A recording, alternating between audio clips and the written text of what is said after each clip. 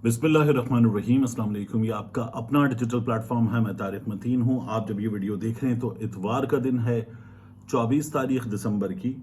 और सबसे पहले मुझे आपसे कहना है वल्लाहु खैरुल माकिरीन। अल्लाह सबसे बेहतर तदबीर फरमाने वाला है, वही बचाएगा मेरे देश को बलाओं से, जो बारिश में शजर से घोंसला गिरने नहीं देता। और आगे बढ़ें इस वीडियो में, मैं आपसे दरख्वास्त करता हूँ कि इस नाचीज़ को, इस खाकसार को सब्सक्राइब कीजिए, लाइक कीजिए, कमेंट कीजिए।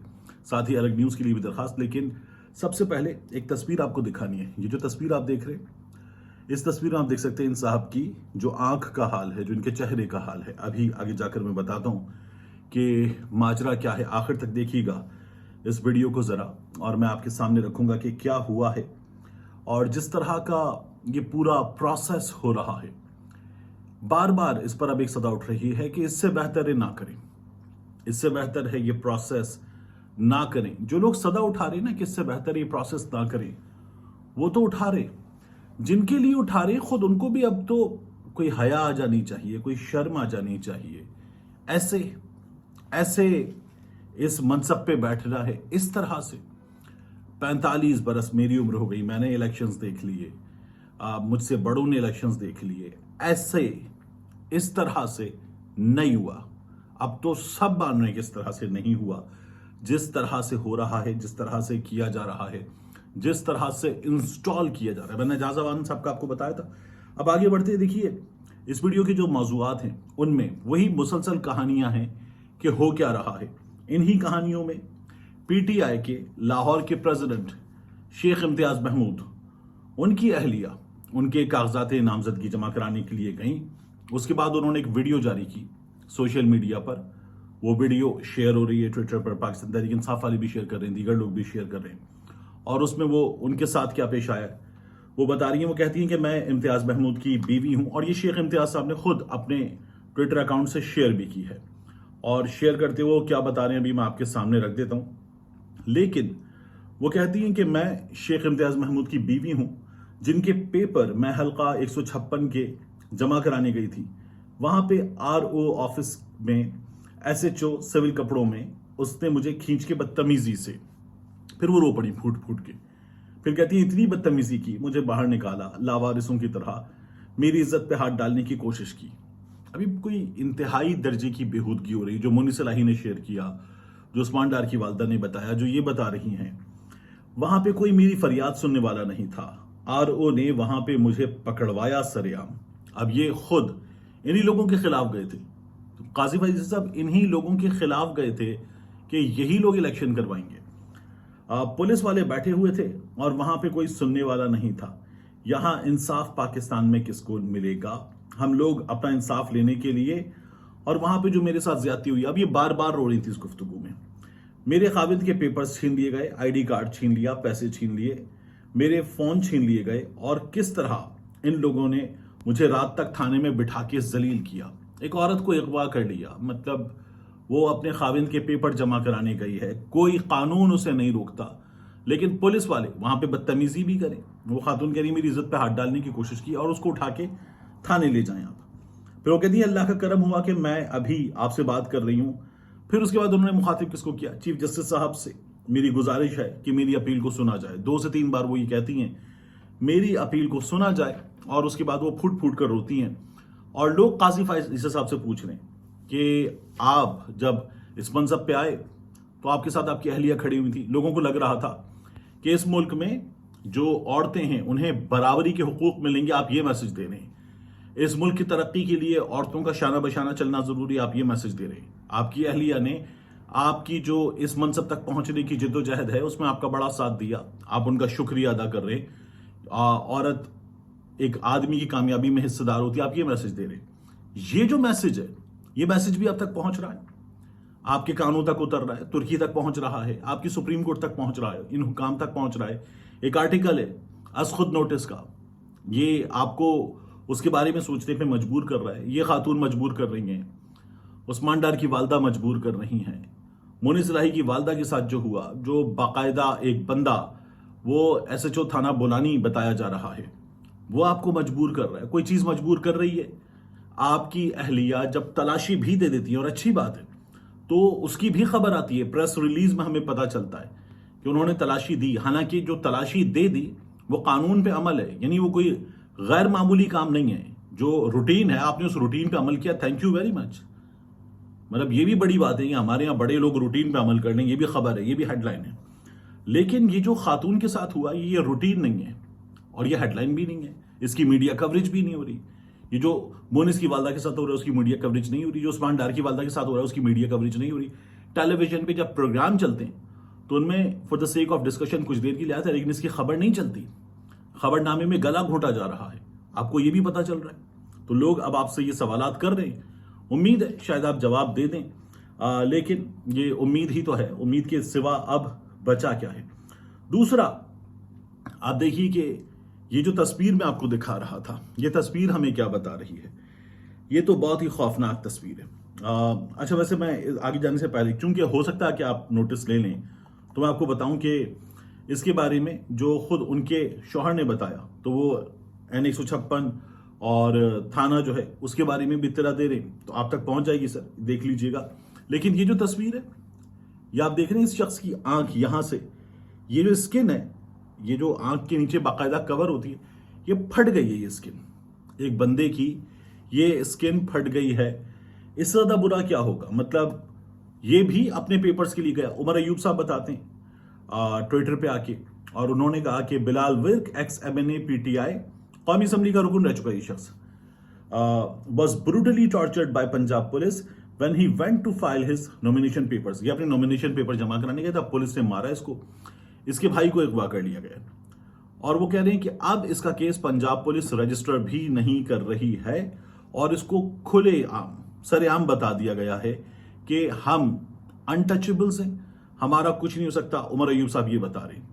फिर वो कह रहे हैं, is this a level playing field, कि ऐसी होती level playing field. PTI candidates are being brutally tortured, their homes invaded, ransacked and being blatantly threatened that they should not contest। अभी तो ढेरों लोग बता चुके, वो कराची में बुजुर्ग कैंसर पेशेंट फिरदौस शमीम नकवी साहब बता चुके। मुसलसल लोग बता रहे हैं कि उनके घरों पर पहुंचा जा रहा है, उन्हें बताया जा रहा है कि आप इलेक्शन ना लड़ें। फिर वो कहते हैं PTI फिर भी लड़ेगी इलेक्शन, और PTI जो है वो इलेक्शन जीतेगी अल्लाह ताला की मदद से, और अवाम की जो कोशिश है उससे, अपनी कोशिश से हम जीतेंगे। और हम जो है वो सिर्फ अल्लाह रब्बुल इज़्ज़त जो है उससे खौफ खाते हैं और हमें और किसी का डर नहीं है। ये उमर अयूब साहब का इस वक्त मैसेज है। और फिर उसमें वो टैग करते हैं इंसानी हुकूक के आलमी इदारों को। ये सूरत हाल है, इस तरह से मारा जा रहा है, इस तरह से लोगों को उठाया जा रहा है, इस तरह से टॉर्चर किया जा रहा है। इस सूरत हाल में हम कह रहे हैं लेवल प्लेइंग फील्ड। और मियां नवाज शरीफ की जमात के लोग, एक जमात, उसके लोग आते सोशल मीडिया पर, टेलीविजन पर, सरकारी टीवी पर। सरकारी टीवी पर जब वो बराह रास्त दिखाए जाते तो इसका मतलब है कि सबके लिए पैगाम है कि सब दिखाओ इसे। जो ये बोल रहा है वो अब सब के सब दिखाएंगे, ये भी बता दिया जाता है। इन्हीं हालात में काजी फैज़ साहब आपकी अदालत के लिए एक खबर और तवज्जो की तालिब है। वो खबर यह है कि आपकी अदालत में जब ये जो कुछ हो रहा है इस सिलसिले में बानी PTI उनकी अपील, वकला जो उसके लिए कागजात लेके आ रहे थे, वो पूरी फाइल वो छीन ली गई।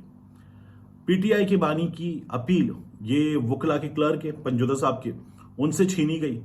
तो इस मामले पर चीफ जस्टिस पाकिस्तान साहब आपको उन्होंने दरखास्त भिजवाई है, क्योंकि आप मुल्क में नहीं है। दरखास्त में बानी PTI ने सुप्रीम कोर्ट से वाकई की तहकीकात और कार्रवाई का मुतालबा किया है। इहाता अदालत में मौजूद CCTV कैमरों की रिकॉर्डिंग की भी बात की है और कहा है कि इसका जायजा लिया जाए, वाकई के जिम्मेदारान को करार वाकई सजा भी दी जाए। उन्होंने ये भी मुतालबा किया है। वैसे CCTV फुटेज जिस रोज इमरान खान साहब गिरफ्तार हुए high court, Islamabad high court, जिसकी वो पुरानी इमारत थी, तो उसकी CCTV फुटेज गायब हो गई थी। गो के बाकी फुटेजेस जो इमरान खान साहब की वहां गिरफ्तारी के वक्त की थी, ऊपर से बनाई गई, जहां यहां से पकड़ा गया था, वो थी, लेकिन वो CCTV footage Islamabad high court की गायब हो गई थी। फिर इमरान रियाज खान के मामले में जो फुटेज अदालत में दिखाई गई, वो फुटेज बाद में गायब हो गई थी। और अब ये सुप्रीम कोर्ट की फुटेज है। ये फुटेज देखते हैं हम कि ये सुप्रीम कोर्ट में चलती है या नहीं चलती। नहीं दिखाई, लोगों को नहीं दिखानी चाहिए, ठीक है, लेकिन ये सुप्रीम कोर्ट में चले, देखा जाए कि कौन थे लोग जिन्होंने ये काम किया है, ये तो सामने आना चाहिए। लेकिन बहरहाल ये एक बार फिर हुआ है और दूसरी बार फिर दरखास्त जमा करवाई गई तो उस पर एतराज लग गया कि उसमें कुछ कमी है। तो वो कमी जो है वो शायद पहली दरखास्त में नहीं थी, लेकिन पहली दरखास्त ले गए ले जाने वाले, तो ये भी हो चुका है। ये एक और चीज है आपके देखने की। उसके अलावा अब इलेक्शन कमीशन के अपने अंदर से शिकायत आ रही है, कहीं और से नहीं, अपने अंदर से।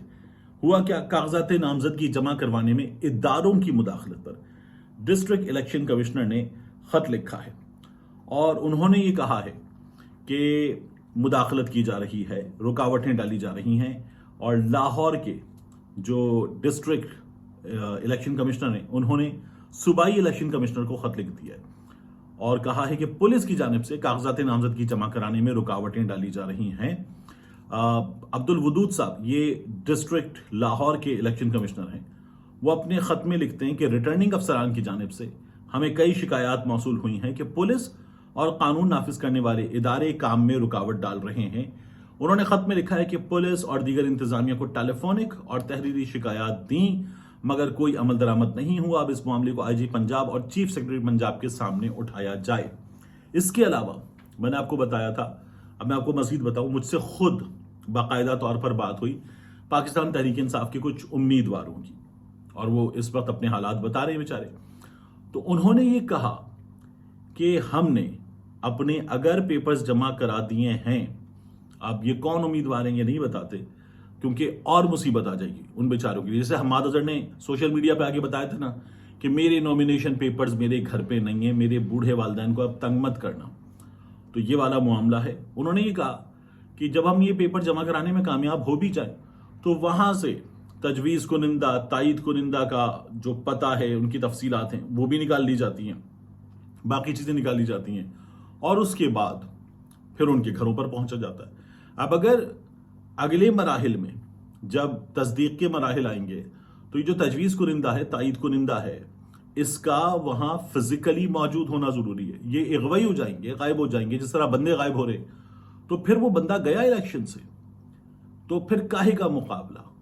जिस शख्स का मुकाबला है पंजाब में, पंजाब के इस मैदान में, और जिसे बाकायदा तौर पर अब लोग कह रहे हैं कि जरूरत क्या है, उसको खुद को भी शर्म आनी चाहिए कि ऐसा मुकाबला जीत के अगर उसे वो मनसब चाहिए जिसे वो चौथी बार हासिल करना चाहता है, तो उसे खुद सोचना चाहिए कि जब वो खड़ा होकर कहेगा मैं बाहैसियत वजीर आजम, तो उसके अपने लोग सोच रहे होंगे दिल में बाहैसियत वजीर आजम, उसके अपने लोग मजाक उड़ा रहे होंगे। तो उसको कम से कम इतना सोच लेना चाहिए कि ऐसे मिलेगा, अगर ये मनसब ऐसे मिलेगा तो इसकी कितनी वक़्त, कितनी हैसियत, कितनी इज्जत होगी, उसकी अपनी नजर में कितनी इज्जत होगी, ये सोचने की बात है।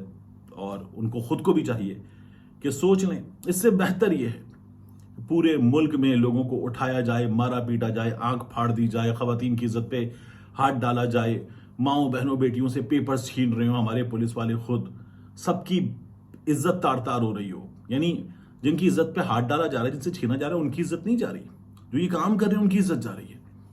तो अपने आप को बेइज्जत करने से, अपने आप को इतना गिराने से, अपने आप को लोगों के सामने जलील करने से बेहतर है कि सारा प्रोसेस बंद करें। जो बाद में होना है वो अभी कर दें, खत्म करें। यानी हम भी बोल बोल के थक गए, लोग थक गए, इसको खत्म करें। ये क्यों किया जा रहा है? बेहतर है कि जिसको लाना तय कर लिया गया उसको ले आया जाए, बजाय इसके कि लोगों के सर फाड़े जाए, गिरफ्तार किया जाए, पुलिस को थकाया जाए, पैसे खर्च किए जाए, मीडिया का गला दबाया जाए, लोगों को, सहाफियों को धमकाया जाए। उससे बेहतर है कि जो काम करना है वो वैसे ही कर लिया जाए। मिलते हैं इंशाल्लाह आपसे अगली वीडियो में।